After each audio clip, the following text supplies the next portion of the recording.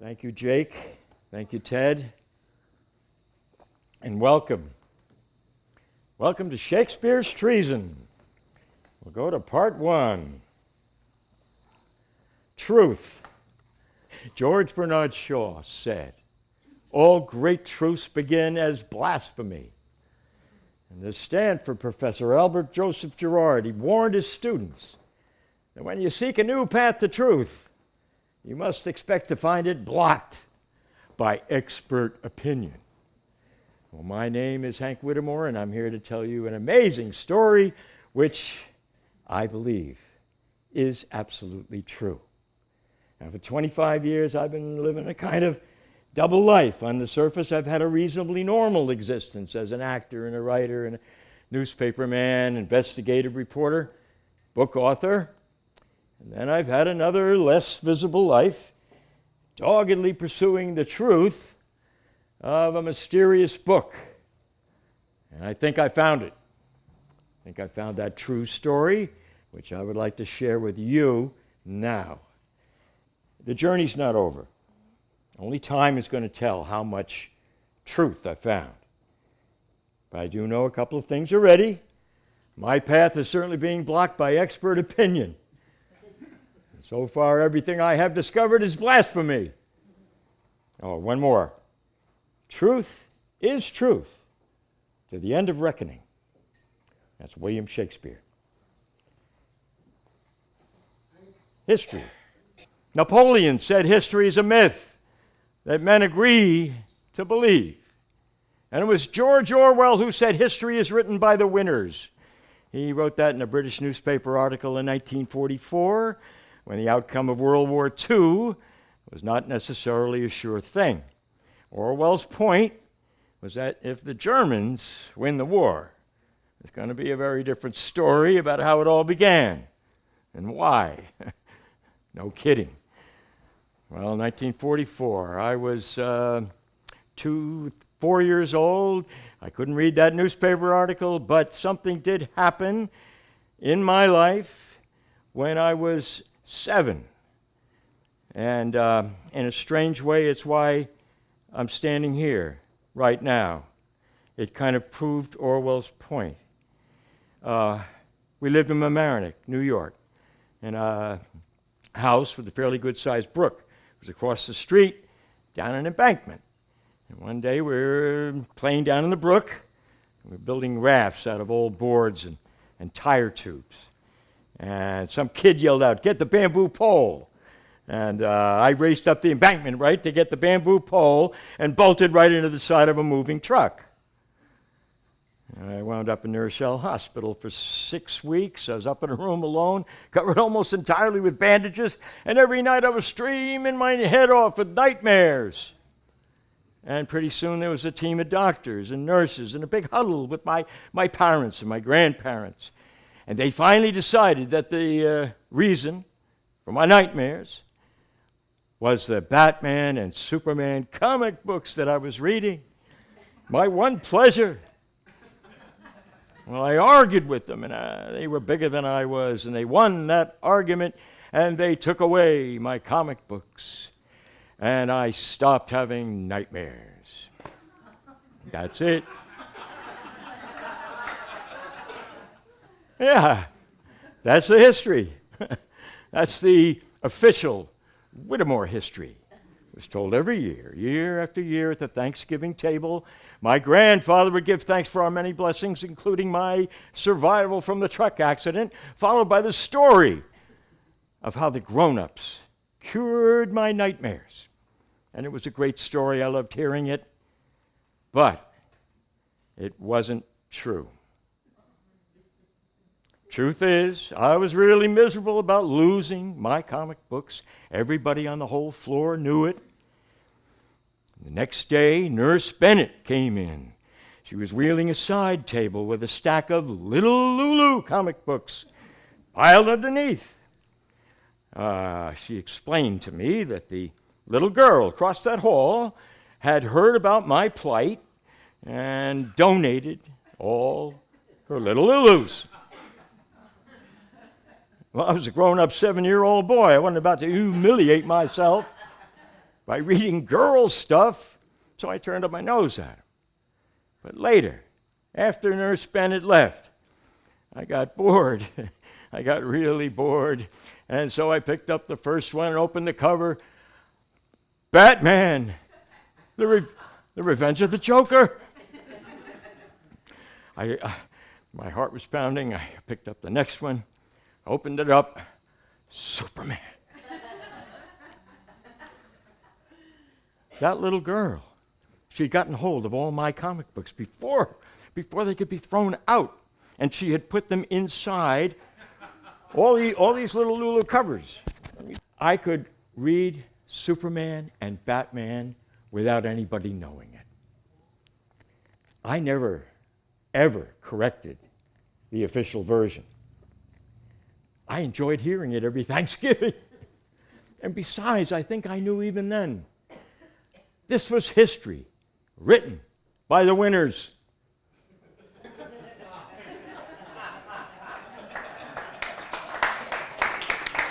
Thank you.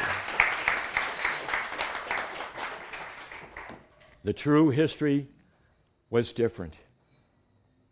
Orwell was right. So the story I'm going to tell you right now, the winners never told it. They never told the story I'm going to tell you right now. The true story of King Henry IX, last of the Tudors. Who's King Henry IX? You mean, yeah, okay, there was no Henry IX. See what I mean? Blocked by expert opinion. All right, okay, well, here's a little bit of Tudor history I learned in high school. The Tudor dynasty was started in, 1485, and it was Henry VII, and it spanned 118 years to the death of Queen Elizabeth I in 1603. Henry VII was followed by his son Henry VIII, who was followed in turn by his 3 surviving children.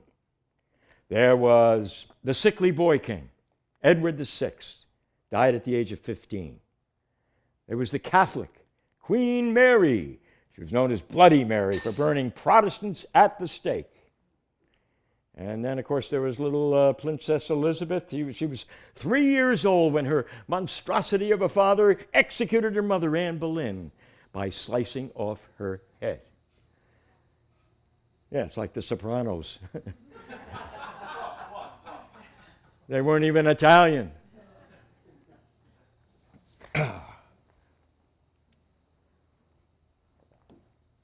Elizabeth Tudor. She was 25 when she came to the throne, ruled as an absolute monarch for 4.5 decades, died at 69, pretty old for those days. She had many different personas. She was Venus, the sex-crazed goddess of love and beauty.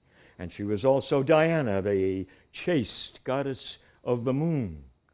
She was Marilyn Monroe and Mother Teresa both at once. Talk about a double life. And of course, she was also and famously the legendary Virgin Queen. Never married, never gave birth, so she left no heir, no successor by blood. And when she died, the House of Tudor collapsed. James Stuart, King of Scotland, became King James I of England, and the Stuart dynasty began. So according to the official recorded history, this title here is wrong. Elizabeth was the last of the Tudors. There was no Henry IX, right? But wait. The secret book. 1609, 6 years after Elizabeth died, a certain book is being secretly printed in London. This book told a very different history than the one my teachers told me. This book reported that Elizabeth had not been the chaste virgin queen. This book reported she had a child. And I know, a child. It's blasphemy. And it told the story of a young prince who was the unacknowledged son of the queen. It told how this young prince had tried to overthrow the government and failed, and told how he was arrested and put into the Tower of London and charged with high treason. Told how He was tried, convicted, sentenced to die by that most grotesque form of execution, drawing and quartering. And it told how at the very last moment the queen intervened with her son to save her son's life. And it led to the inescapable conclusion that the queen's powerful secretary, Robert Cecil, plotted behind Elizabeth's back to hold that young man hostage in the Tower until she died. And then he, Cecil, could bring James of Scotland to the throne as King of England. And then, after pledging lifelong silence, the prince would be set free and given a royal pardon. Now, this was one hot book.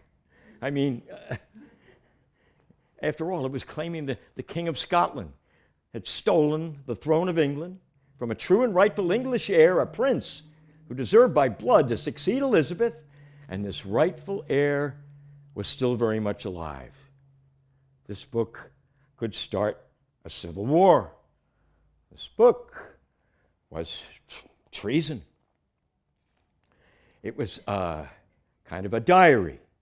It read like a series of private letters, most written directly to the young prince. The book was recording the prince's life up to the death of his mother, the queen, and the moment of succession to the throne. The author recorded he was tongue-tied by authority, prevented by the government from telling the truth. Elizabeth and her government had total power of censorship and suppression and imprisonment, torture, even death. And she had made it high treason to even speak or write about any royal claim. He called his book an embassage. That's a secret message intended only for a monarch. An ambassador of the court memorizes this message, and then that's to avoid leaving a paper trail and to give himself deniability. You know, I'm not carrying any message. See here? And then he delivers it to a king or queen in person, orally. But the author of this dangerous book here could not do that. He was confined to words on the page, so it's a written embassage. And he addresses it directly to the young prince as a subject or a vassal, speaking to his monarch. Lord of my love, to whom in vassalage thy merit hath my duty strongly knit, to thee I send this written embassage, to witness duty, not to show my wit, duty so great, which wit so poor as mine may make seem bare, and wanting words to show it. Now, the treasonous book that I'm talking about, Shakespeare's Sonnets, never before imprinted. That's a photocopy of the original cover. And if you see down below, publishing date, 1609. Let's see. Shakespeare is part of the title.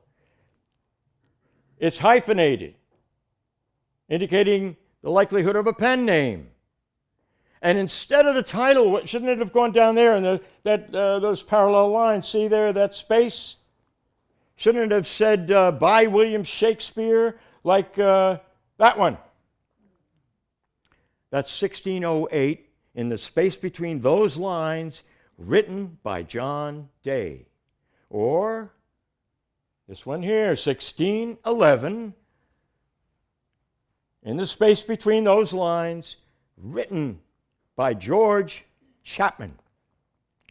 But here, look, they went to the trouble of making the lines.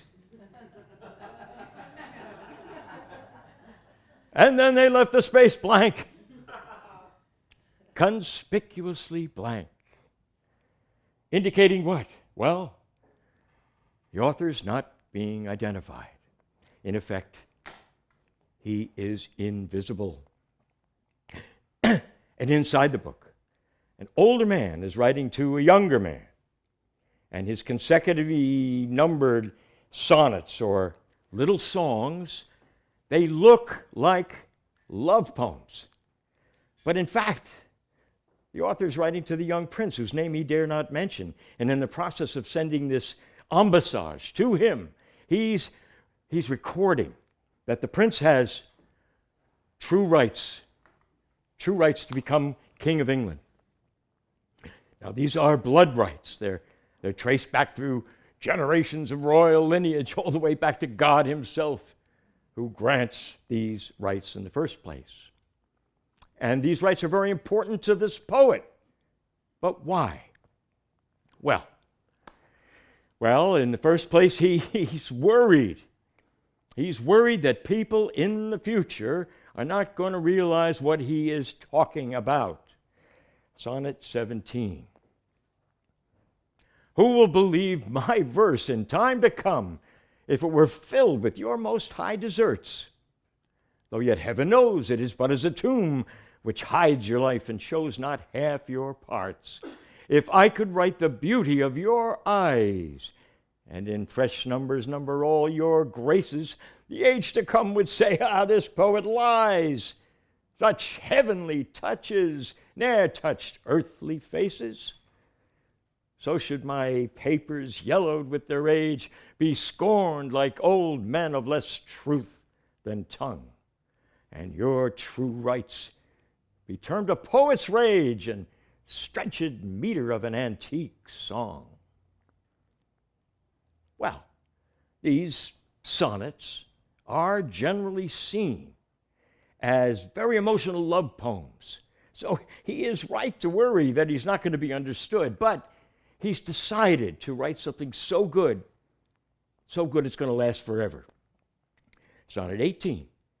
So long as men can breathe, or eyes can see, so long lives this, and this gives life to thee. Okay. He is giving life. Sounds like he's giving birth. But to what? Well, to the living record of the young prince. Sonnet 55. Not marble nor the gilded monuments of princes shall outlive this powerful rhyme, but you shall shine more bright in these contents than unswept stone besmeared with sluttish time. When wasteful war shall statues overturn, and broils root out the work of masonry, nor Mars his sword, nor war's quick fire shall burn the living record of your memory.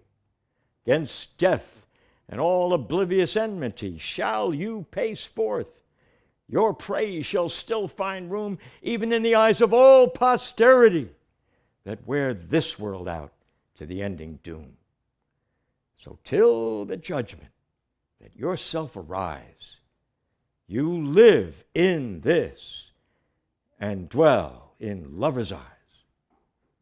Now this living record, this diary of letters to the prince is going to be placed inside of a monument for posterity. It's like the great pyramids of Egypt, those monuments for the pharaohs or the kings. They were built with tombs to preserve them until they attain eternal life. He tells the young prince in Sonnet 81, your monument shall be my gentle verse, which eyes not yet created shall o'erread. So he is building a monument for us, out of words. But how? Double image. All right? To write the truth and conceal it at the same time, the author uses the form of a double image. That's two completely different stories running simultaneously, one fiction, one nonfiction. One talking about matters of the heart, love and sex, jealousy, grief, sadness, and forgiveness. The other talking about blood rights, the coming succession, revolt, treason, prison, ransom, freedom. And to protect the project and his neck, the author does have to have deniability. So he can say, oh, no, no, no, no, I was not writing about any royal prince or with any royal claim. No, no, this is just ordinary stuff about love and beauty and bright eyes and dark hair. You know, poetry, it's harmless. And we all are familiar with double images. But mostly and usually they're in the form of a picture. You know the picture of the old hag, you look at it a little differently, all of a sudden she's a beautiful young woman, right? It's like that. Or it could be a flock of birds in the sky. And also a school of fish in the water. We could have that picture up on the wall our whole lives. See, only the birds in the sky, never the fish in the water. Until somebody comes along and says, well, look at it from a different angle and see the wings of the birds are also the bodies of the fish. And then, the picture changes. No, you're right. The picture never changes. That stays the same. What changes is the perception of the individual viewer. We see what we expect to see.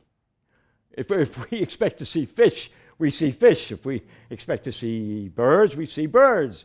If we expect to see romantic poetry, well, that's what we see, romantic poetry. Because the sonnets are universal, timeless love poems. That's the romantic side of the double image. And it is why the sonnets have lasted so long. The author deliberately used all the power of his great mind and heart and talent and skill. He had to make the poems great if they're going to live forever, or at least till eyes not yet created could read them. And it worked, because probably everybody in this room can quote or at least recognize one or two famous lines. Shall I compare thee to a summer's day, when in disgrace with fortune and men's eyes? Let me not to the marriage of true minds admit impediments. And that one is so romantic, I recited it to my wife at our wedding. When in the chronicle of wasted time, when to the sessions of sweet, silent thought, I summon up remembrance of things past. Now that's great poetry. But these lines, the same lines, are also personal cries from the depths of a man's soul. They are real, they're heartfelt. They're filled with profound spiritual suffering. And here the great poet adopts the personal pronoun, I. Not for a character in a play, but for himself, using his own voice, telling his own story. But what do we know about that story? Not much. He never identifies the real life individuals who are involved. So we have had to come up with fictional nicknames. There's the beloved younger man we call the fair youth. And then there's the author's treacherous mistress we call the dark lady. Oh, and then the other writer nicknamed the rival poet. I'm trying to see how does it go. Author loves fair youth who commits some kind of a crime involving both himself and the dark lady who steals him away, right? And then the other writer, the rival poet, competes with the author successfully for the fair youth's affections, and he too steals him away, right? Author's furious at his mistress. He's jealous of the rival, but he forgives the younger man and promises to make him live forever. That's it. That's what we know.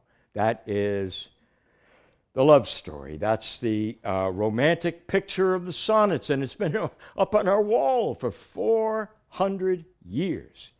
It's time to recognize it is just one half of a double image. The other half looks entirely different. The other half is political. It's filled with with royal politics. But I have to admit, at first it may not seem that way. For example, he tells the younger man in Sonnet 20, "A woman's face with nature's own hand painted hast thou, the master, mistress of my passion."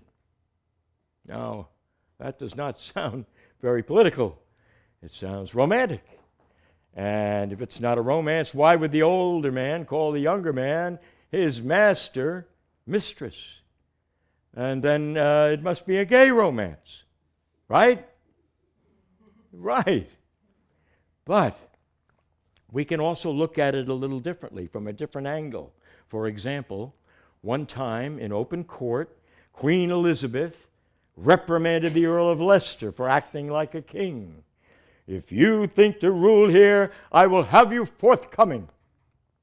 I will have here but one mistress, no master. One queen, no king." So, it's possible to begin to perceive a series of private letters from a devoted father to his beloved son, who is also his master, or royal prince, reflecting the face of his mother, the queen, the sovereign mistress of England. Master, mistress. And "Shall I compare thee to a summer's day" is also very, very romantic, I know. But what about Richard III? "Now is the winter of our discontent made glorious summer by this son of York." Son of York's a king. Kings are sons. They create golden times of summer days. Tells the younger man early on in Sonnet 3, "This thy golden time." In other words, shall I compare thee to a king? But I'm not trying, don't get me wrong, I'm not trying to suggest that we throw away all that beautiful romantic poetry. I could not do that if I wanted to. I mean, a summer's day, still a summer's day, that can't change. The thing is, Shakespeare was such a brilliant writer. He gave us two entirely separate pictures to look at. And we can flip back and forth whenever we want. But how does he do that? Well, yes, the trick.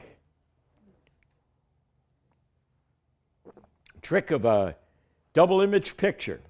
Both images, every line copies both images at once. I mean, every line follows them, and every one is a complete overlap. And the author of the sonnets tells us this is exactly what he's going to do, and he does. But instead of every line, it's every word.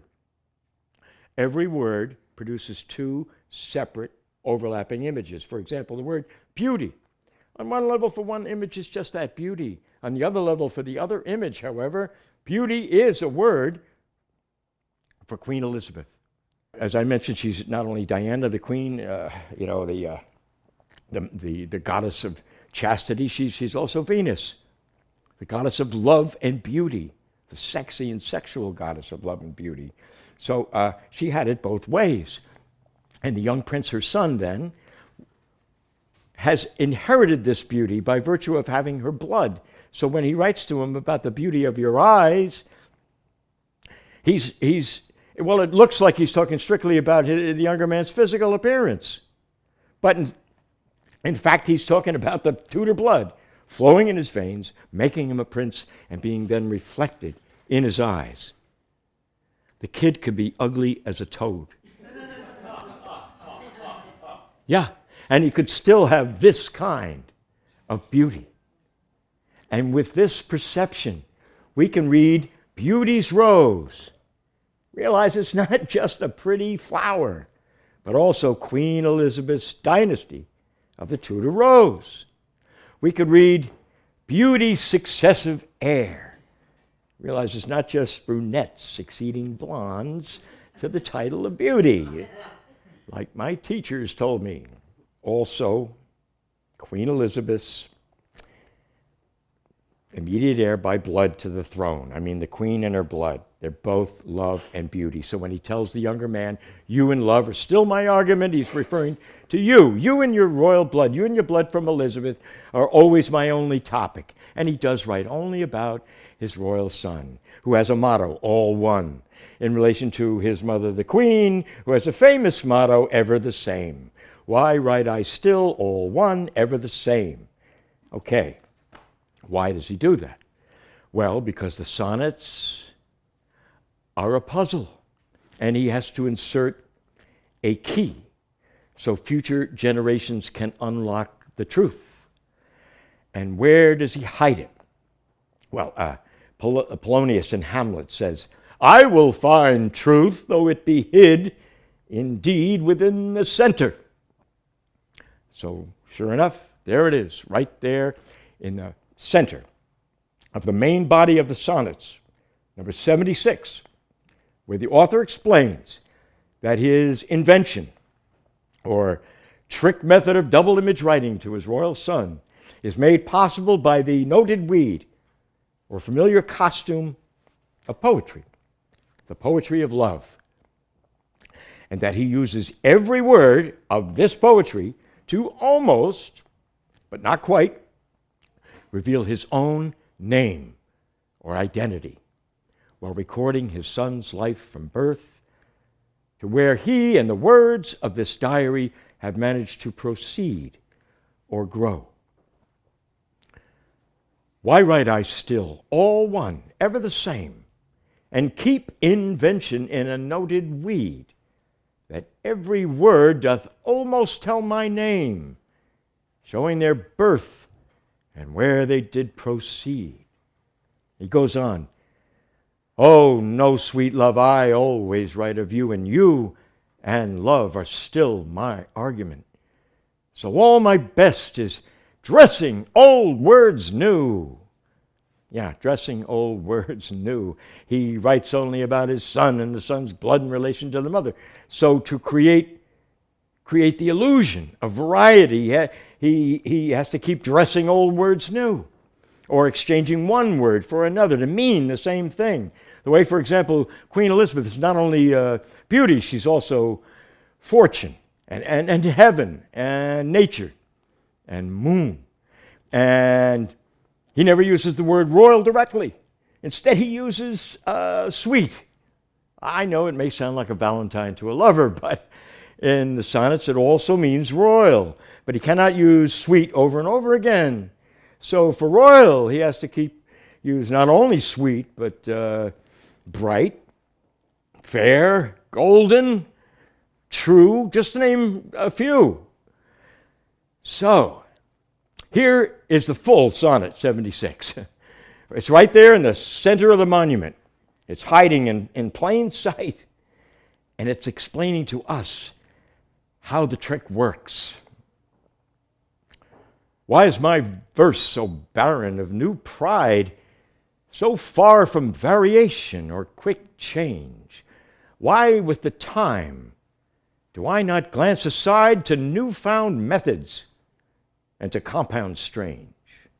Why write I still all one, ever the same, and keep invention in a noted weed, that every word doth almost tell my name, showing their birth and where they did proceed? Oh, no, sweet love, I always write of you, and you and love are still my argument. So all my best is dressing old words new, spending again what is already spent. For as the sun is daily new and old, so is my love still telling what is told.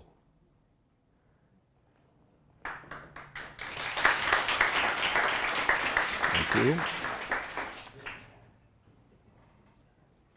Publishing day, 1609, when the sonnets were published.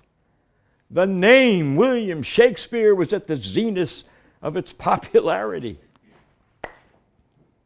The narrative poems, Venus and Adonis, Rape of Lucrece, they were both published 15 years earlier both dedicated to the young Earl of Southampton. They're still bestsellers.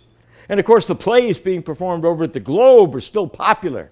So popular that at least 1,000 copies of the sonnets were printed.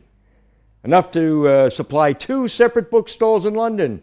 There was William Astley's over at the sign of the Parrot, and John Wright's over there by the door of Christ Church. I mean, this was going to be a big day in Renaissance publishing history.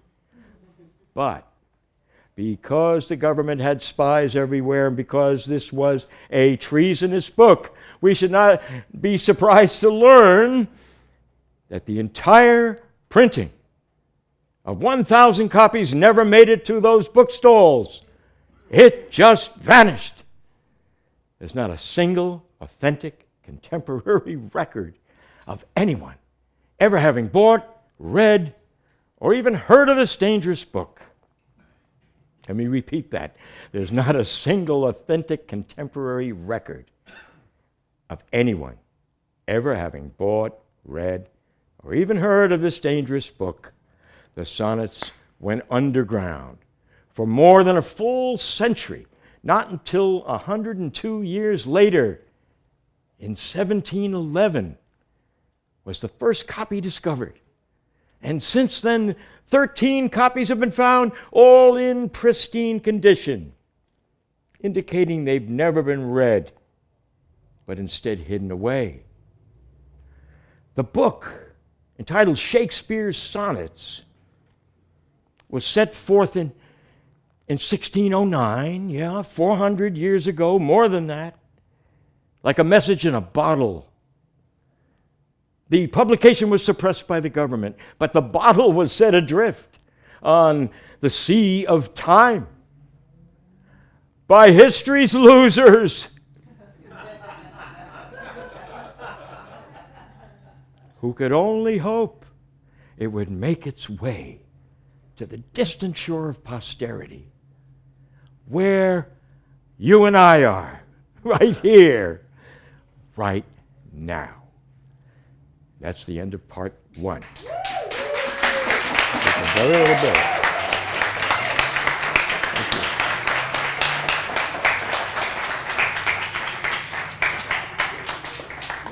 We're going to go right into it. We're going to go to part 2, the Virgin Queen.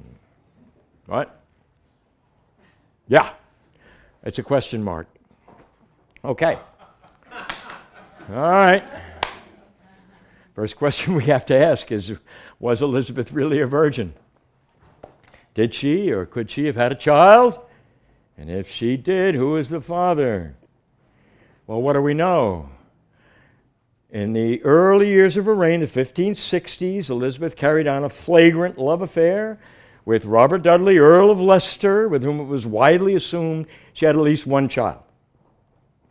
And then in 1571, Parliament passed a brand new law changing the description of any possible successor from the lawful issue of Her Majesty's body to the natural issue of Her Majesty's body. Now, why would they do that? Clearly, Parliament believed the Queen was doing it with somebody. And who am I to argue with Parliament? So much for virginity, and now in plain language, a bastard could be king. Okay.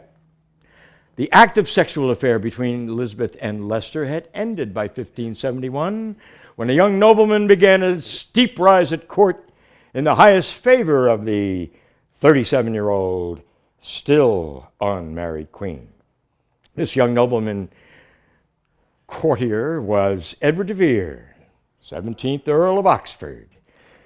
He had been a teenage royal ward of the Queen in the custody of her chief minister, William Cecil, most powerful man in England, perhaps even more powerful than the Queen herself, who relied upon him absolutely. Now, Cecil had seen to it that young Oxford studied with the best private tutors. He graduated from Cambridge and Oxford at ages 14 and 16 before studying law at Gray's Inn and then joining the military campaign against the powerful Catholic earls of the north. And then they were, by the way, wanting to come down and kill Elizabeth and then replace her with Mary, Queen of Scots. So in 1571, he turned 21. And he officially took his place in the adult world. Several events are notable. One, he left wardship and he entered the House of Lords as a governing peer of the realm. And two, he agreed to an arranged marriage with Burleigh's 15-year-old daughter, Anne Cecil. The Queen approved and raised up William Cecil from a commoner to become Lord Burleigh. So Lord Oxford would not be marrying down by marrying his daughter.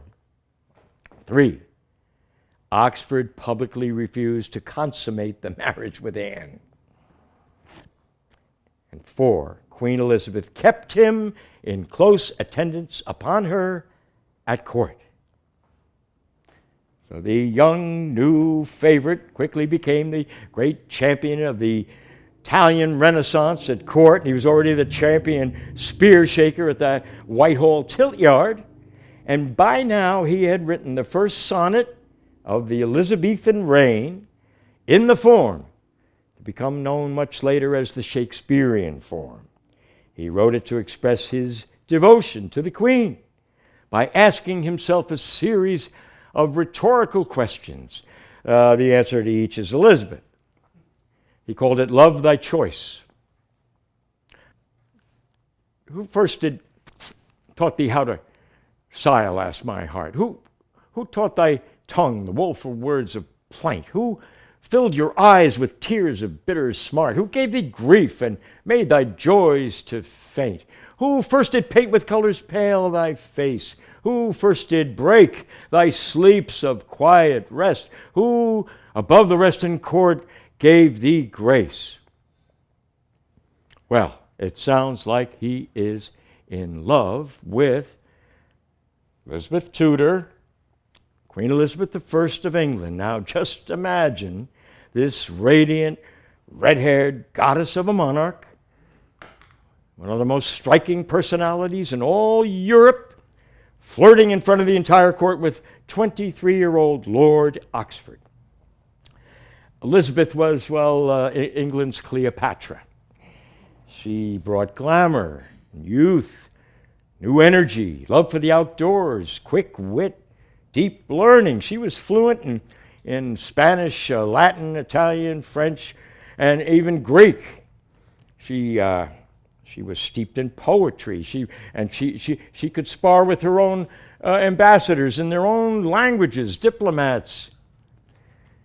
Steeped in poetry, classics, the Bible, but she loved spectacle. She loved music. She loved theater. And she was still, however, her father's daughter. She was cursing like a sailor and carrying within that woman's body, as she herself put it, the heart and stomach of a king. Now, Elizabeth inspired Oxford to excel in all fields. There was music and astronomy, poetry, drama, horsemanship, jousting, history, law, botany, fashions, the Bible. List goes on and on and on. And she was attracted to him. And in the spring of 1573, an insider at the palace reported, "My Lord of Oxford is lately grown into great credit, for the Queen's Majesty delighteth more in his personage and his dancing and his valiantness than any other." Mary, Queen of Scots, sent a scathing letter to Elizabeth, her cousin, accusing her directly, "Even the Count of Oxford dare not cohabit with his wife, for fear of losing the favor which he hoped to receive by becoming your lover." The court gossip continued, and by one report, the Queen wooed the Earl of Oxford, but he would not fall in at that time. He fell in. But this wasn't just some casual romance, some casual love affair. No, no, no. The queen was turning 40. The time to produce an heir of her blood was running out. And Burleigh advised Elizabeth it was her sacred duty to bring stability to her people, to prevent civil war over succession by producing an heir to the Tudor throne. But she was understandably terrified at the thought of having an ambitious husband or some royal brat to inspire plots against her life and crown. She told an ambassador, "Princes cannot even love their children who are to succeed them." Rather famously, she insisted that England was her husband and she was England's wife. And with Burleigh's help, she was rapidly replacing the Catholic Virgin Mary with herself as the Protestant Virgin Queen in the eyes of her English subjects. So if she was going to have a child, a successor to Warehouse for the future, it would have to be very soon and very secret. Okay, the pregnancy. September 1573, Queen Elizabeth celebrated her 40th birthday at the home of Matthew Parker, her highly trusted Archbishop of Canterbury, and then she disappeared completely from public view for the next 6 months. She reappeared in March, another private visit to Parker, this time with the Earl of Oxford in tow, and then she continued her seclusion through April, May, and June in Greenwich Palace. 9. And a court member reported, "The Queen's Majesty hath been melancholy disposed a great while, for it should seem that she is troubled with weighty causes." The court moved to Richmond Palace, and on the 7th of July, 1574, Her Majesty finally emerged on her extravagant royal summer progress, described by one observer as a goddess riding in her chariot. But just before she left, Elizabeth and Oxford were overheard arguing loudly behind closed doors. And then, without warning, Oxford bolted across the channel to the continent, an unauthorized, unexplained, shocking act of apparent treason by a high-ranking member of the Elizabethan court. Even more shocking to the court was when he came back 3 weeks later. He caught up to the progress, and Queen Elizabeth gave him a warm welcome, as if nothing had ever happened. Well, all these events are part of the official record. But according to the treasonous book of sonnets, a royal son had been born. And we find the poet, him, Earl of Oxford, looking back and recording that story filled with heartbreak, tells how every morning since then he's looked at the rising sun and seen the golden eye and face of his own son, a sovereign king. Sonnet 33.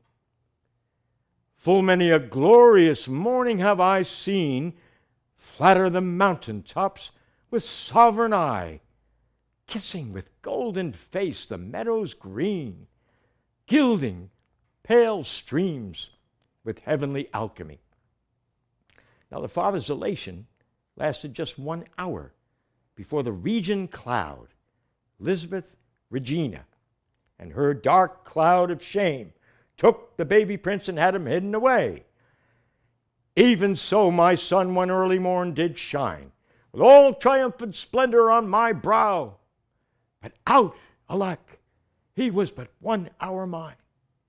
The regent cloud hath masked him from me now." Well, Elizabeth had no intention of advertising this natal event.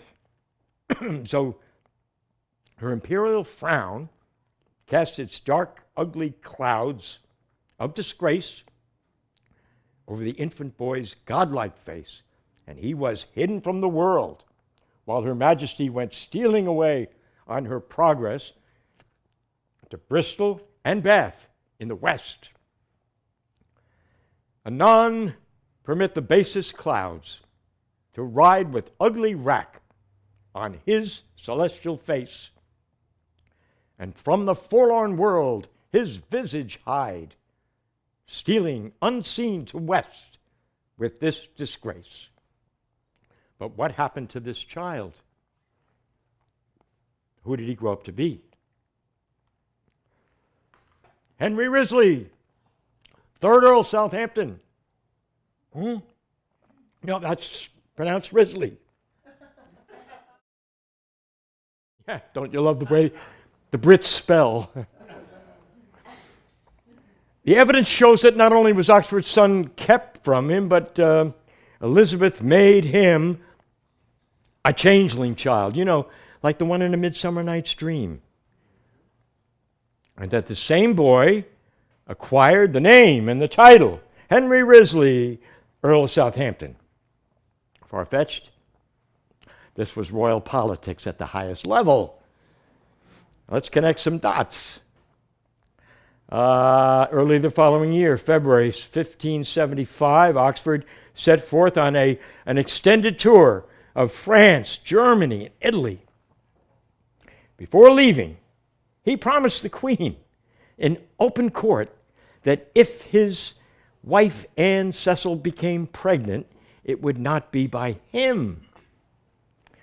And then, however, in Venice, he learned that not only had Anne become pregnant, but she had consulted with her doctor about having an abortion. She did give birth to a baby girl named Elizabeth, right after the Queen. Oxford denied he was the girl's father, and he separated from his wife for the next 6 years.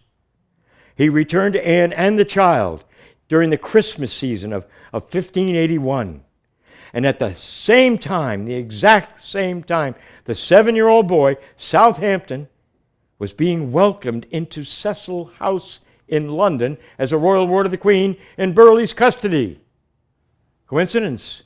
No, I don't think so. I think all the evidence shows a political deal between Oxford and Burghley.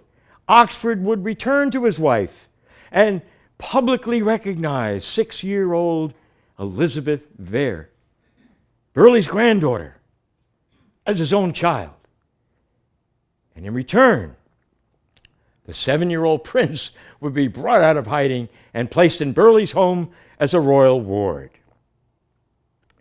Now, it's sort of like King Oberon in A Midsummer Night's Dream, pleading with Queen Titania, who is universally regarded as Elizabeth herself. I do but beg a little changeling boy to be my henchman. Just imagine the boy, Southampton, acting in a play written by his own father in front of the Queen of England, Elizabeth, his own mother. It's pretty wild. The deal would have also stipulated that when the prince and Elizabeth Vere became teenagers, they would get married.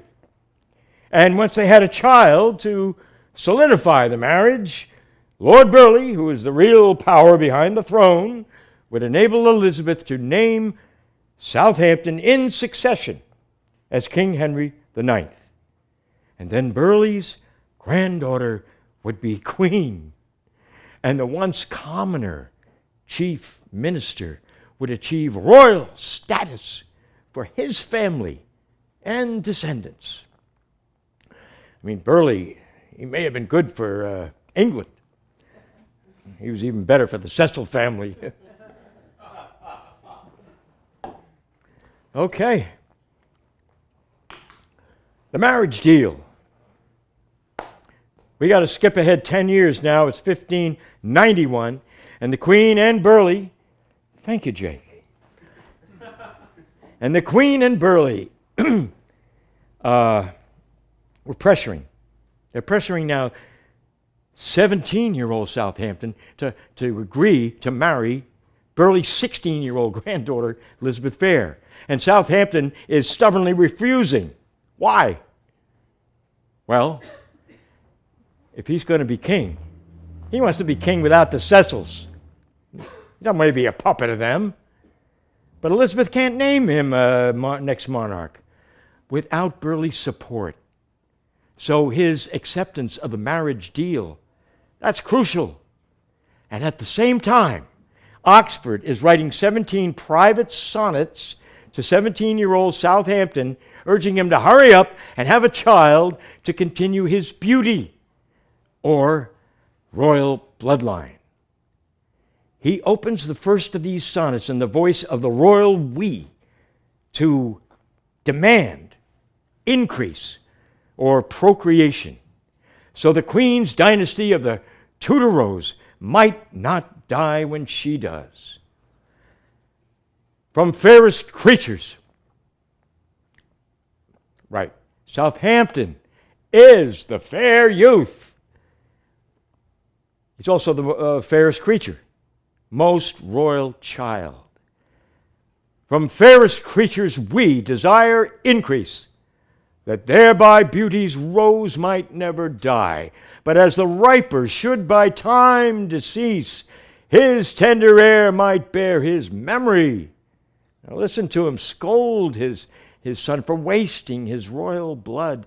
But thou, contracted to thine own bright eyes, feeds thy light's flame with self-substantial fuel, making a famine where abundance lies. Thyself thy foe, to thy sweet self too cruel.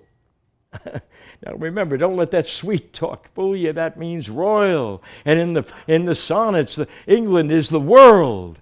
So we can hear Oxford plainly calling his son England's next in line prince of the new reign, the bud or the budding rightful heir of the Tudor rose, who is niggarding or hoarding his blood, and thereby depriving his English subjects of what is due to them, namely himself. Thou that art now the world's fresh ornament, and only herald to the gaudy spring, within thine own bud buryest thy content, and tender churl makes waste in niggarding. Pity the world, or else this glutton be, to eat the world's due by the grave and thee. Now, that's tough stuff. I mean, it's certainly not romantic. He even accuses him of trying to destroy his mother's house, his roof, the house of Tudor, seeking that beauteous roof to ruinate, which to repair should be thy chief desire. Who let so fair a house fall to decay? And when nothing else works, Oxford just begs him as a father, make thee another self for love of me. Oxford also has a motto, nothing truer than truth. Oxford and Elizabeth, truth and beauty, will thrive if their son would stop trying to store his royal blood all for himself, or else Oxford predicts his ending will be their own. Sonnet 14. Truth and beauty shall together thrive, if from thyself to store thou wouldst convert, or else of thee this I prognosticate, thy end is truth's and beauty's doom and date. Okay, typical kid. Won't listen to his parents. Will not marry the girl. But the parents and Lord Burleigh keep trying. And in the very next year, it's 1592, a kind of government propaganda campaign is launched, and it's suggesting Southampton as heir apparent to the crown. Burleigh's own private secretary dedicates a public poem to him, all about a selfish young man living on an island, ruled by a virgin queen. Not too subtle, I hope. He's even being touted as a possible new member of the Knights of the Garter. That's an unprecedented honor for one so young and without any visible achievements. Signifies he must be very special. And that fall, Elizabeth pays a visit to Oxford University, a rare appearance attending Southampton's graduation, and a speaker refers to him as a dynastic prince of illustrious lineage. No, not too subtle. Then the very next year, what is it, 1593, yes, for the very first time, the printed name William Shakespeare, not on one of his plays, but on a poem, on the dedication of Venus and Adonis to 19-year-old Southampton. It's a long, highly cultured narrative poem bursting with sex and sexuality and sensuality. Instant bestseller. In his dedication, the author refers to himself and the poem as father and child. He calls Venus and Adonis the first heir of my invention. Now, we know that in the private sonnets, Oxford's invention refers to his newly invented double image writing, his trick method of double image writing to his royal son. Now, it also refers to his newly invented pen name, Shakespeare, suggesting a warrior shaking his spear, the spear of his pen, fighting for Southampton. He even calls him the world's hopeful expectation, the same way Prince Hal on stage, the same author has him being called the hope and expectation of our time as the future Henry V. Shakespeare is publicly calling Southampton a king. And inside the poem itself, the goddess Venus tries to seduce the young god Adonis, who will not fall in. That sounds familiar. Instead, he runs away only to be attacked and killed by a wild boar. But there's a birth. From the blood of Adonis spilled on the ground is born a purple flower, a royal flower. And Venus speaks to it as a mother to her child. How art next of blood, and 'tis thy right. Then the queen of love and beauty flies away, a goddess riding on her chariot. And that sounds familiar too. And the next year, very next year, 1594, Shakespeare strikes again. It's another long narrative poem, Rape of Lucrece, another blockbuster. And now, an even more extraordinary dedication to Southampton. The love I dedicate to your lordship is without end. What I have done is yours. What I have to do is yours, being part in all I have, devoted yours. Your lordship's in all duty, William Shakespeare. Now, there's not another dedication like that one in all of Elizabethan literature. And never again will Oxford use that pen name, Shakespeare, to dedicate anything to anyone else, thereby uniquely linking Southampton to Shakespeare for all time. The PR campaign fails to move the young Lord Southampton, who winds up paying a huge fine to his guardian, Lord Burleigh, in order not to marry his granddaughter. His rejection of a Cecil alliance, though, leaves the Queen helpless to help him, and it also signifies the start of a great power struggle behind the throne. Now, I got to roll up my sleeve a little bit for this one. We're in the 1590s, the middle 1590s. Queen is in, well, the big unknown is that when will the Queen die?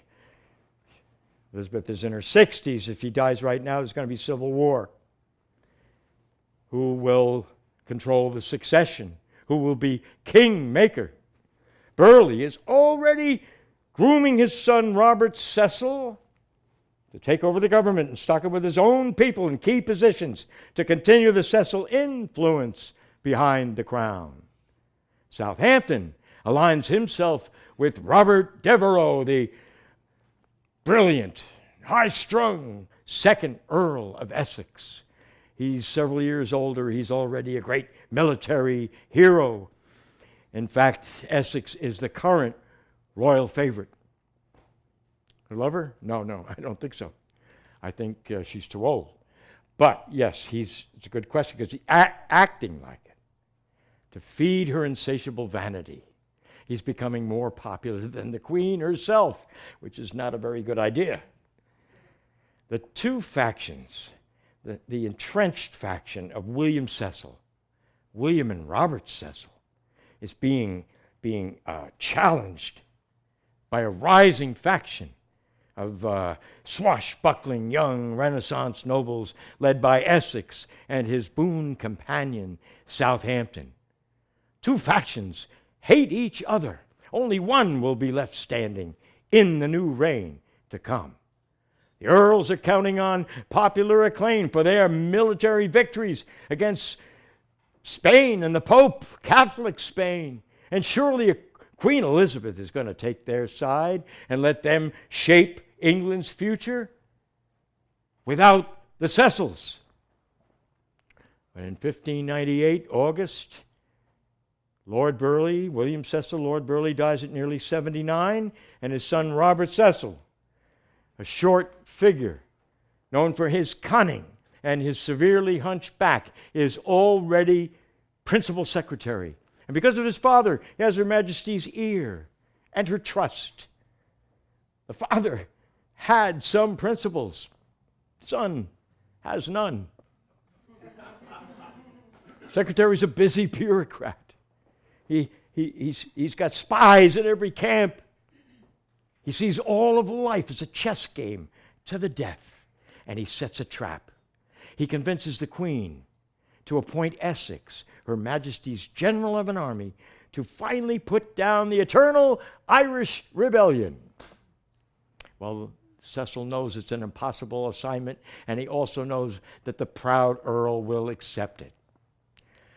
Spring 1599, Essex and Southampton leave for Ireland at the head of 15,000 soldiers, given a big send-off by crowds of cheering citizens. Over at the Curtain Playhouse, the crowd erupts, the whole audience in wild, patriotic approval at new lines inserted in Henry V. Now, by now, the public has been told that many of their favorite plays were written by that poet who wrote Venus and Adonis and the Rape of Lucrece. So, these new lines being inserted in Henry V are now expressing the personal support of that popular writer known as Shakespeare. We're now the general of our gracious empress, as in good time he may, from Ireland coming, bringing rebellion broached on his sword. How many would the peaceful city quit to welcome him? September 1599, the Irish campaign is a catastrophe. In a land of bewildering bogs and mist, the beleaguered English soldiers are outnumbered, outsmarted, disintegrating army is tired, they're diseased, they're demoralized. And in desperation, Essex meets with the rebel leader, the Earl of Tyrone, and agrees to a truce. Back in London, Elizabeth confers with Cecil and in a fury sends back orders to break the truce, stay there, and fight on to the bitter end. Essex and Southampton defiantly board a ship, land on English soil, and ride 3 days and nights, trying furiously to get to Elizabeth and speak to her personally. They arrive at dawn at Nonsuch Palace, where the Queen has just risen from her bed.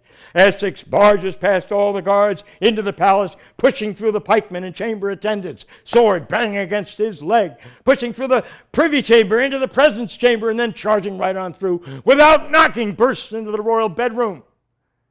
Inside is a startled old woman who has not yet put on her thick paint and wig. Her gray, wrinkled body is still half-naked, strands of hair straggle down over a wizened face. The Queen is alone, defenseless, at the mercy of a wild man covered with mud, dripping with sweat, and now kneeling to kiss her hand. She smiles, pats her general on the head, and suggests calmly that he go clean up and come back when she is more properly prepared. When he's gone, she puts him under house arrest. The once great royal favorite will never see his sovereign mistress again, never. She bars Southampton from her presence. He, too, will never again see his mother, the Queen. Cecil has made all the moves, all the right ones, and now for the end game, fall 1600. Queen Elizabeth turns 67. Robert Cecil has positioned himself to choose the next monarch when she dies. The earls have become increasingly desperate. Whispers about rebellion are spreading, rumors of a palace coup against Cecil, led by England's young nobility.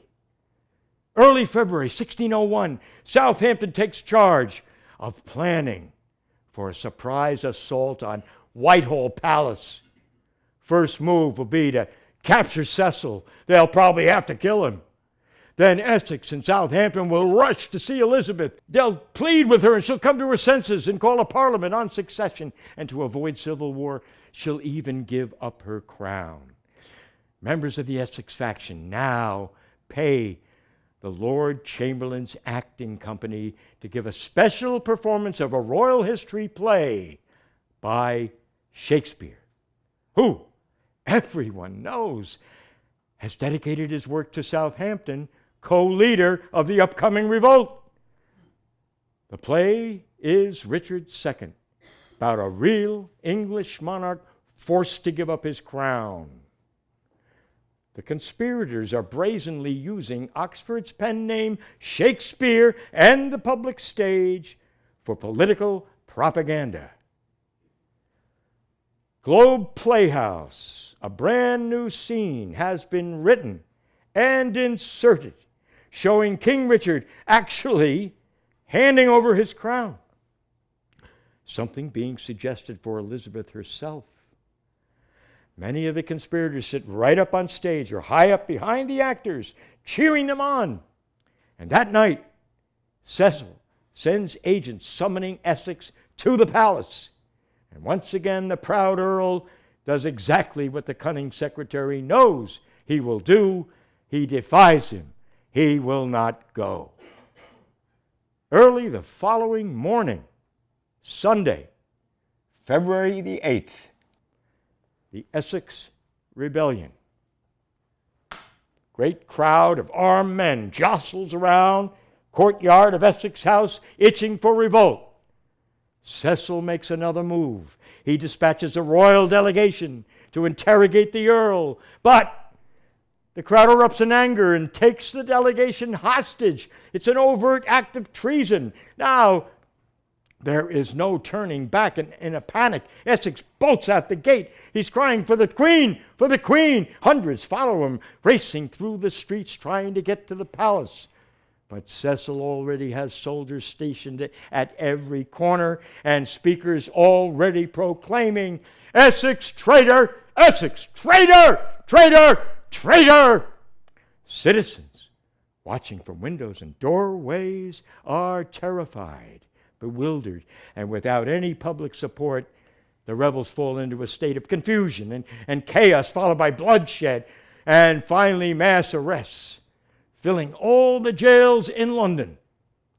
10 o'clock that night, Essex and Southampton sink to their knees, surrender up their swords. So-called Essex Rebellion is over before it can even begin. And that's the end of part 2. Thank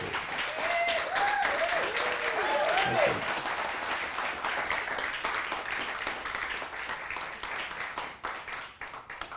We'll go right into it. Part 3.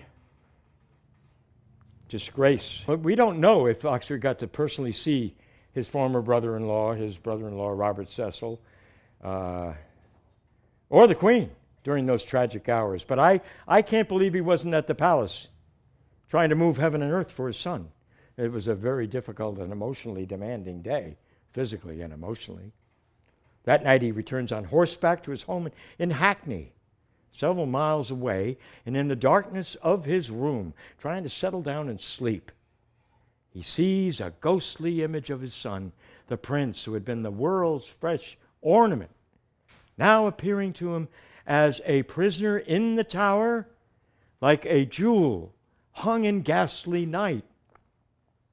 Now, up to now, I've used sonnets at random to make points, but from here on, all the sonnets addressed to Southampton are in numerical and chronological order, starting with Sonnet 27.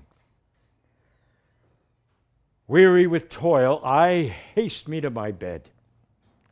The dear repose for limbs, with travail tired. But then begins a journey in my head to work my mind when body's works expired.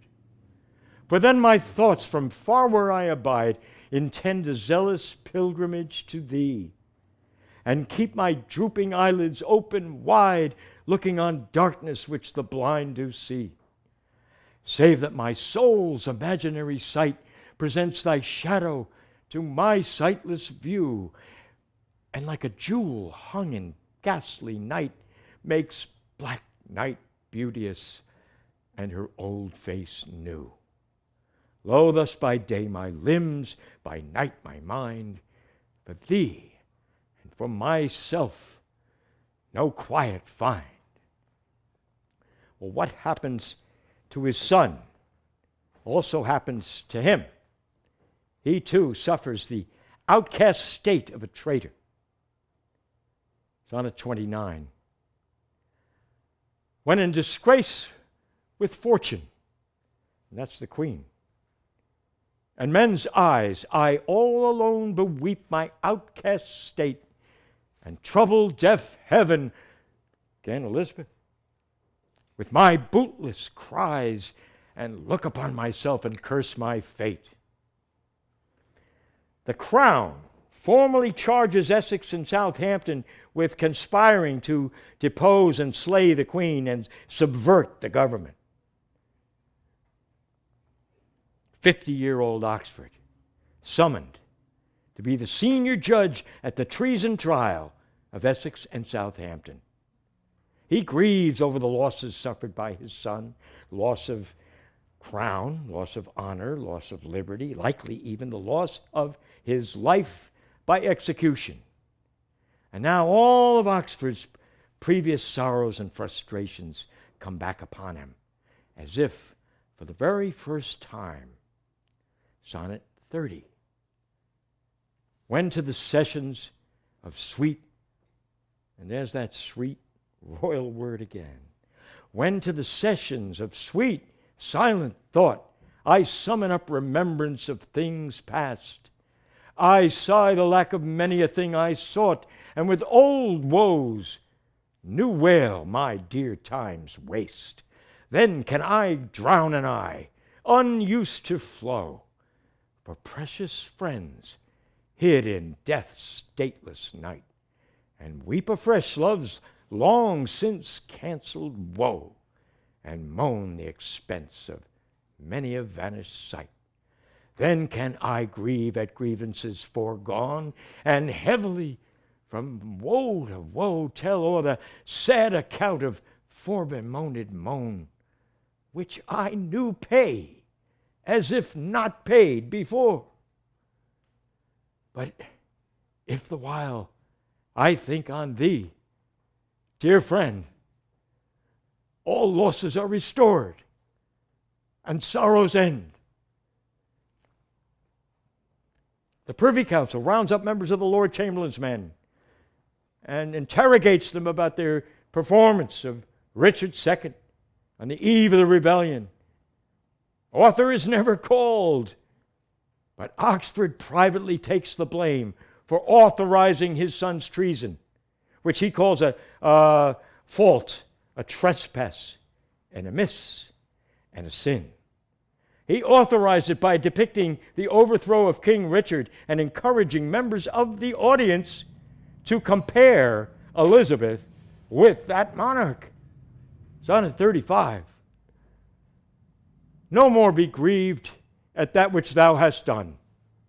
All men make faults, and even I in this, authorizing thy trespass with compare, myself corrupting, solving thy amiss, excusing thy sins more than thy sins are. Now he has to sit on the tribunal as the head judge and vote to condemn his son to death. Then it's his adverse party, and then later work behind the scenes as advocate or lawyer, trying to bring in sense or rational arguments to excuse his son's sensual fault or irrational crime. But through thy sensual fault I bring in sense. Thy adverse party is thy advocate, and against myself a lawful plea commence. It's a lawful plea to Cecil. Plea bargain for his son's life, and the bargain is harsh. Southampton must forfeit any claim as the Queen's natural heir. Oxford and Southampton must never admit and recognize their father-son relationship. Sonnet 36. Let me confess that we too must be twain, although our undivided loves are one. So shall those blots that do with me remain. Without thy help, be borne by me alone. I may not evermore acknowledge thee, lest my bewailed guilt should do thee shame. Nor thou with public kindness honor me, unless thou take that honor from thy name. But do not so. I love thee in such sort, as thou being mine is thy good report. His good report is this true living record of his son, as opposed to the false report of history to be written by the winners. And in the very next lines, he almost, but not quite, reveals their father-son relationship directly. Sonnet 37. As a decrepit father takes delight to see his active child do deeds of youth, so I, made lame by fortune's dearest spite, take all my comfort of thy worth and truth. February 19th, 1601, the joint trial of Essex and Southampton opens in the lofty gloom of Westminster Hall. Oxford, hereditary Lord Great Chamberlain, takes his place as highest-ranking earl on the tribunal, and Cecil has orchestrated a travesty of justice. The 25 peers are duty-bound to render a unanimous guilty verdict, and so they do. And the Lord High Steward pronounces sentence. You both shall be led from hence to the place from whence you came, and there to remain during her Majesty's pleasure. From thence to be drawn upon a hurdle through the midst of the city, and so the place of execution. There to be hanged by the neck and taken down alive, your bodies to be opened and your bowels to be taken out and burned before your face, your bodies to be quartered, your heads and quarters to be disposed of at her Majesty's pleasure. And so God have mercy on your souls. 6 days later, executions. Because of his noble blood and high rank, Essex is spared the gruesome torture of being hanged, drawn, and quartered. Instead, he's led from his prison room to the Tower Green, where he submits his neck to the heavy blade of the executioner's axe. Now Southampton faces the same fate, unless, of course, he agrees to the bargain and gives up his royal claim. A week later, 5 conspirators are put on trial. All are quickly found guilty of high treason, sentenced to die. Southampton won't budge. A week after that, Cecil turns up the heat. 2 conspirators are publicly hanged, drawn, and quartered. Southampton still won't budge. Oxford tells the prince in Sonnet 57, I, my sovereign, watch the clock for you. Done all he can for his son. Now it's up to him.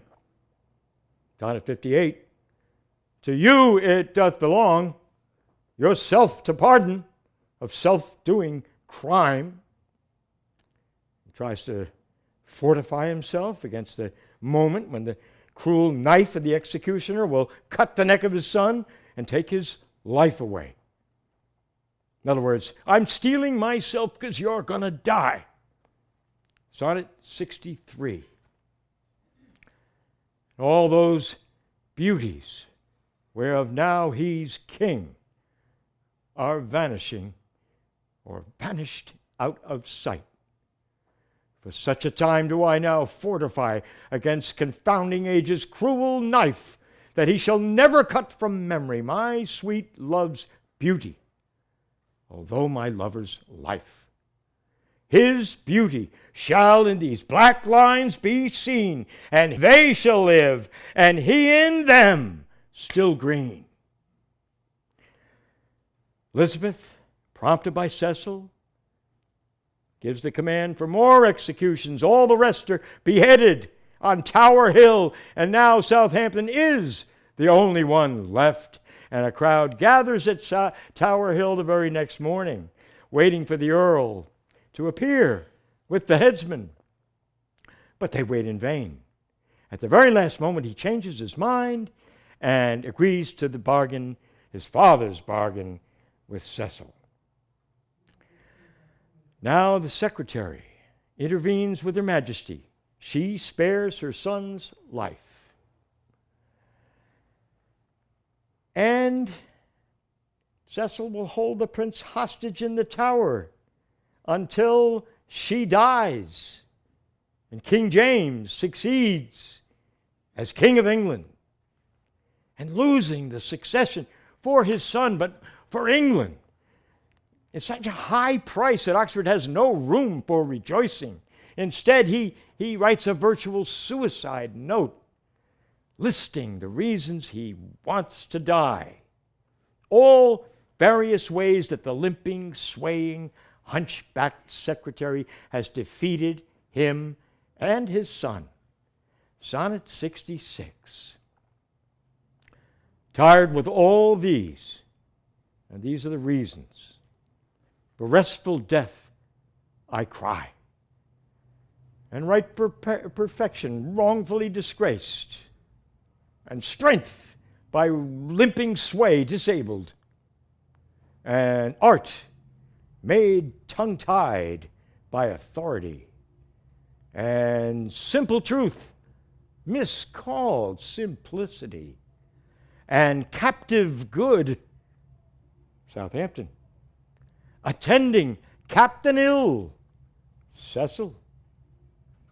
Tired with all these, from these would I be gone, save that to die I leave my love alone. Will not kill himself and leave his son alone in the Tower. Now all of Southampton's lands are confiscated by the crown. All his titles are stripped away, and he's reduced to the base commoner, Mr. Henry Risley, or in legal terms, the late Earl.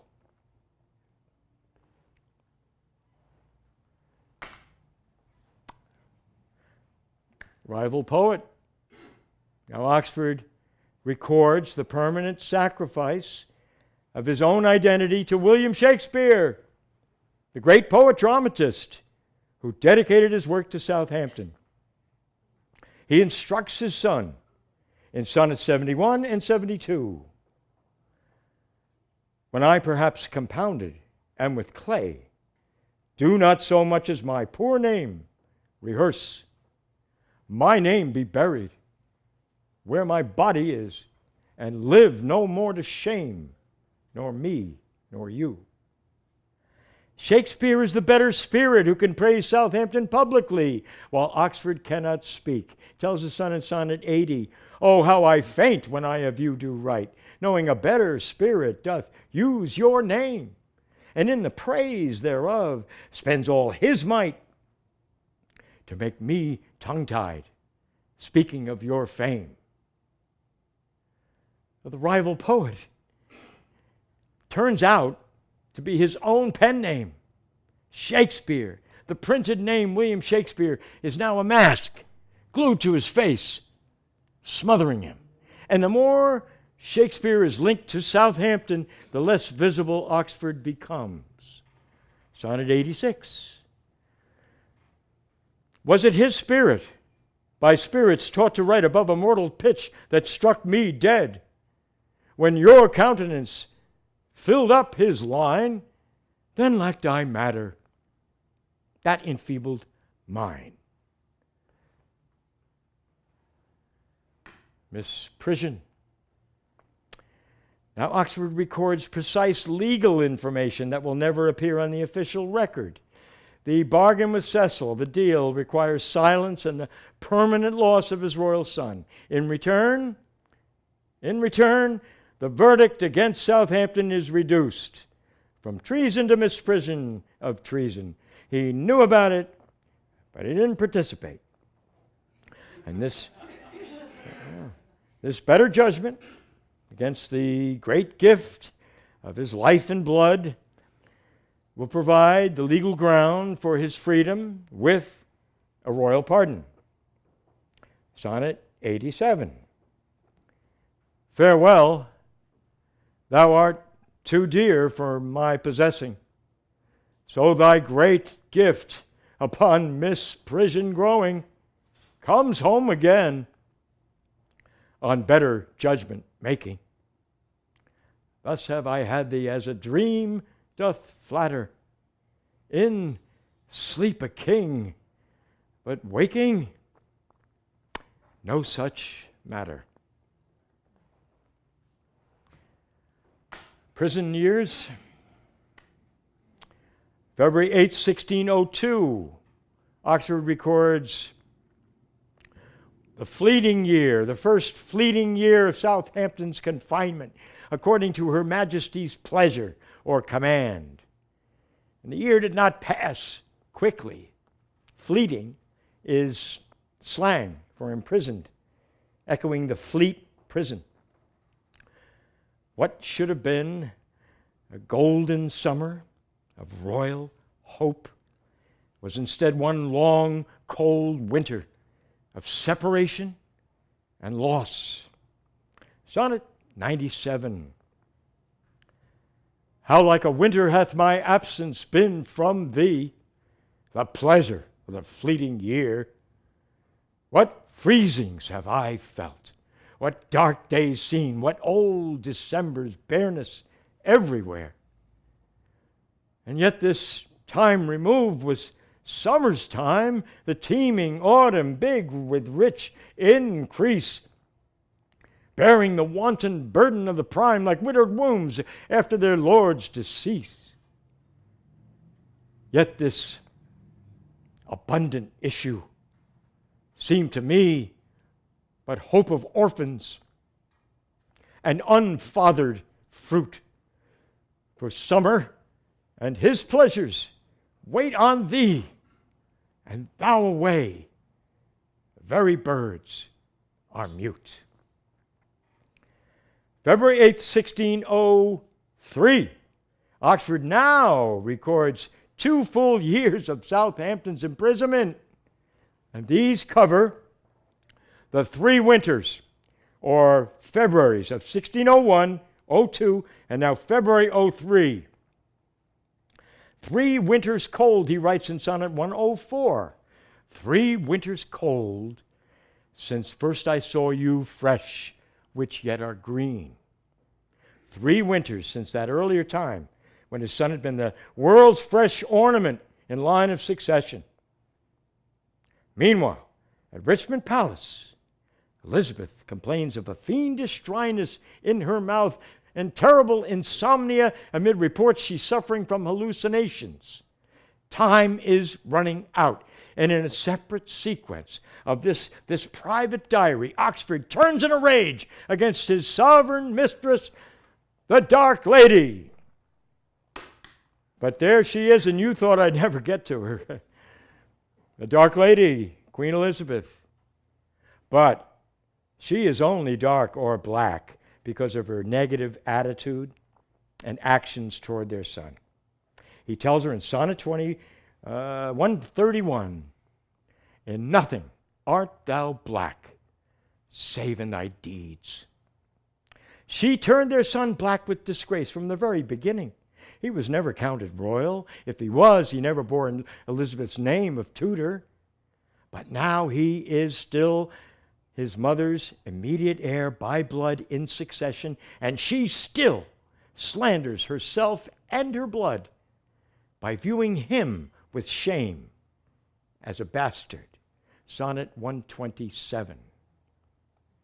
In the old age, black was not counted fair, or if it were, it bore not beauty's name. But now is black beauty's successive heir, and beauty slandered with a bastard shame. Before she spared their son's life, Oxford went so far as to threaten her in Sonnet 140.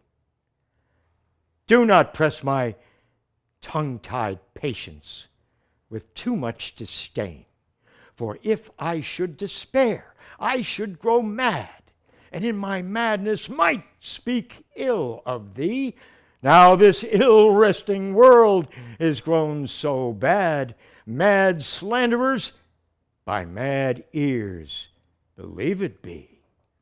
And even now he writes to the dying female monarch who so utterly let him down. Past cure I am. Now reason is past care, and frantic mad with ever more unrest. My thoughts and my discourse, as madmen's are, at random from the truth, vainly expressed.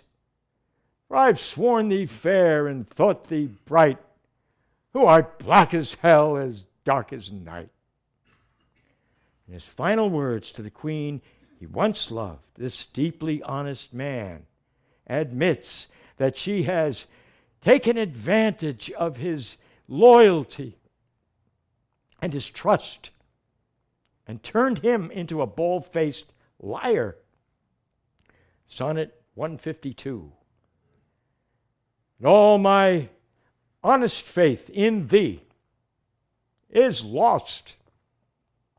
For I've sworn deep oaths of thy deep kindness, oaths of thy love, thy truth, thy constancy, and to enlighten thee gave eyes to blindness, or made them swear against the thing they see.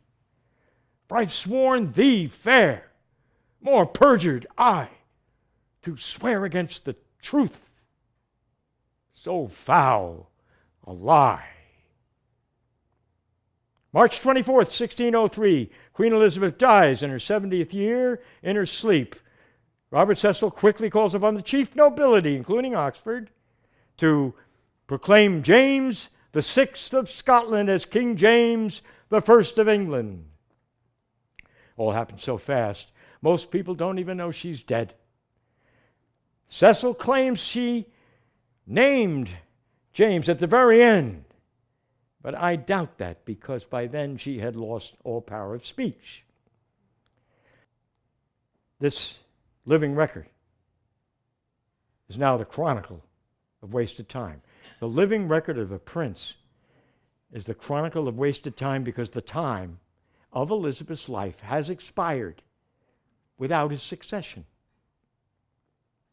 Because of his deal with Cecil, Oxford knows Southampton is going to be released from the Tower. He can also make some other predictions. He can see the fairest wights, his son made ruling governor of the Isle of Wight. Elizabeth was the beauty of his old rhyme, but now she is ladies dead. So he can also see lovely knights. His son finally made a Knight of the Garter. Sonnet 106. When in the chronicle of wasted time, I see descriptions of the fairest wights and beauty making beautiful old rhyme in praise of ladies dead and lovely knights. For we, which now behold these present days, have eyes to wonder, lack tongues to praise. And the newly proclaimed monarch keeps his end of the bargain.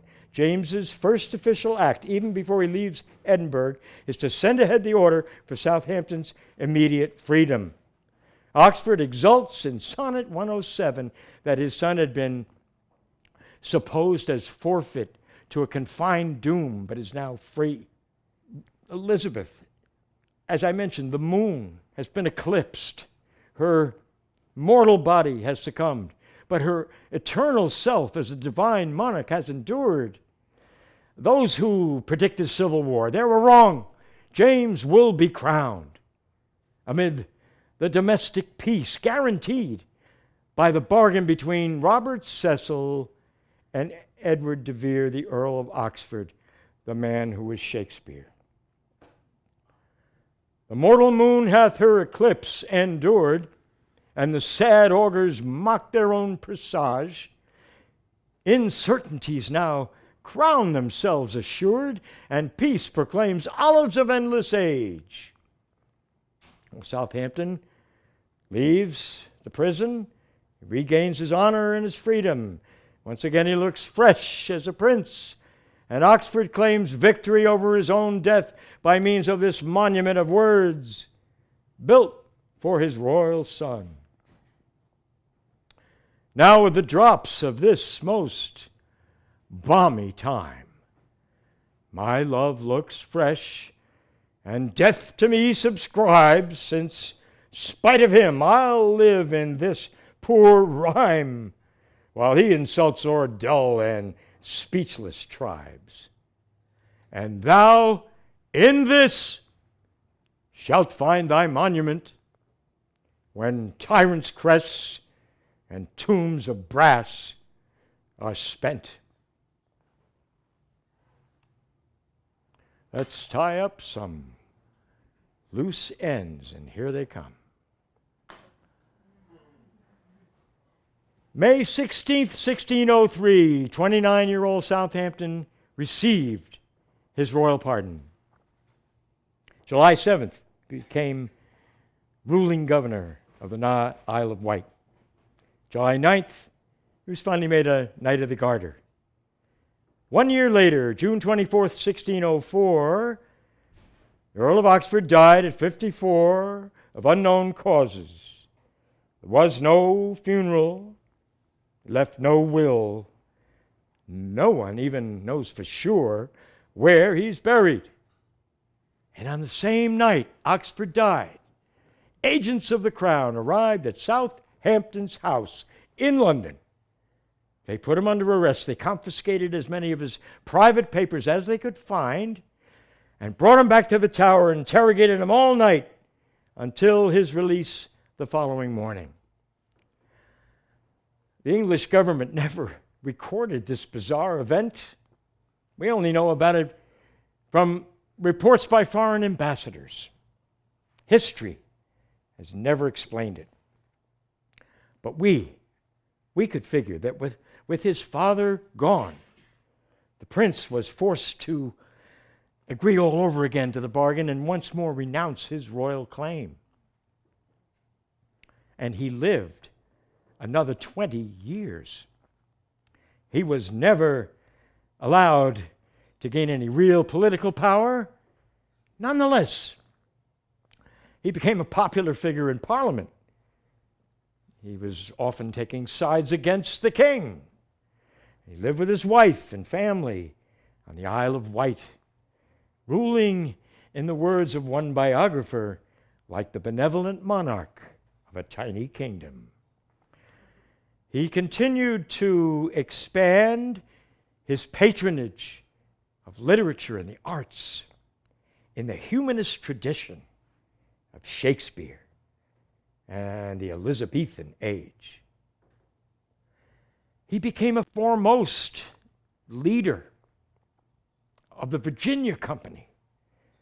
He was an adventurer financing voyages to the New World, and he lived long enough to learn that one of those ships, the Mayflower, had landed safely in Plymouth Harbor. Well, on this journey, I have learned to never lose sight of Oxford's personal motto, nothing truer than truth. He told his royal son in Sonnet 82, "Thou, truly fair, wert truly sympathized in true plain words by thy true telling friend." No tyranny, no false history can stand forever against the power of true plain words set down by a true telling friend. Not long after Elizabeth died, Oxford wrote a strictly business letter to his former brother-in-law, Robert Cecil, and all of a sudden from his pen came a spontaneous Shakespearean warning. But I hope truth is subject to no prescription, for truth is truth, though never so old, and time cannot make that false which was once true. And such was the solemn promise Oxford made to his royal son in that mysterious book containing Shakespeare's Treason. Or I shall live, your epitaph to make, or you survive when I unearth him rotten. From hence your memory death shall not take, although in me each part will be forgotten. Your name from hence immortal life shall have. Though I once gone, all the world must die.